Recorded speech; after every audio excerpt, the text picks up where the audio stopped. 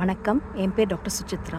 இன்றைக்கி நான் உங்ககிட்ட குதிக்கால் வலி பற்றி சொல்ல போகிறேன். அதாவது ஏன்னா இன்றைக்கி ஒரு 4 பேஷண்ட் பார்த்துட்டு அதே பிரச்சனையோட அவங்களுக்கெல்லாம் நான் ஒருத்தருக்கு தான் மாத்திரை எழுதி கொடுத்தேன். மற்றவங்களுக்கெல்லாம் மாத்திரை கூட எழுதி தர தேவையில்லாமல் இருந்தது. இது என்ன பண்ணுன்ற விஷயம் உங்களுக்கெல்லாம் தெரிஞ்சால் பயனுள்ளதாக இருக்கும். குதிக்கால் வலி நிறைய காரணங்களுக்குலாம், அதனால் உங்கள் டாக்டர்கிட்ட போய் பார்த்துக்கோங்க எதுக்கும். பட் இதுதான் இருக்கிறதுலே காமனாக அடிக்கடி பார்க்குற காரணம். அதாவது பிளான்டார் ஃபேஷியைட்டிஸ். அப்படின்னா 3 வாரத்துக்கு நான் சொன்னதை பண்ணிங்கன்னா நிறைய பேருக்கு இந்த 3 வாரம் தொடர்ந்து பண்ணால் ரொம்பவே பயனுள்ளதாக இருக்குது. முதல் ஒரு பக்கெட்டில் சுடு தண்ணி, ஒரு பக்கெட்டில் பச்சை தண்ணி வச்சுக்கணும். சுடு தண்ணினா மிதமான சுடு தான்.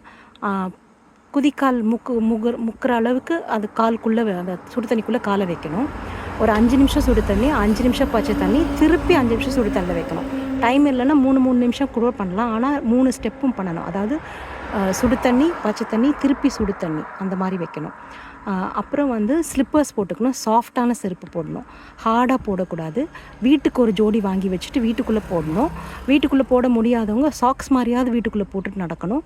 இல்லாட்டி துண்டு எங்கேயாவது விரிச்சிட்டு அது மேலே தான் நடக்கணும். பாத்ரூம் போகிறத தவிர வெறும் காலில் எங்கேயுமே நடக்கக்கூடாது. ஒரு 3 வாரத்துக்கு. வெளியில் போடுறதும் சாஃப்டான செருப்பாக போடணும். 3வது சில எக்ஸசைசஸ் நான் சொல்லியிருக்கேன், வேணால் அடுத்த வீடியோவில் போடுறேன், முன்னாடியும் போட்டிருக்கேன். அந்த எக்ஸசைசஸ்லாம் பிளான்டார் ஃபேஷியைட்டிஸ் எக்ஸசைசஸ்னு 1 மணி நேரத்துக்கு ஒரு தடவை தினமும் பண்ணிகிட்ருக்கணும். இல்லாட்டி அப்புறம் 2 எக்ஸசைஸ், ஒன்று 1 மணி நேரத்துக்கு ஒரு தடவை பண்ணணும், இன்னொன்று காலையில் மாலையில் 10 தடவை பண்ணணும். வணக்கம்.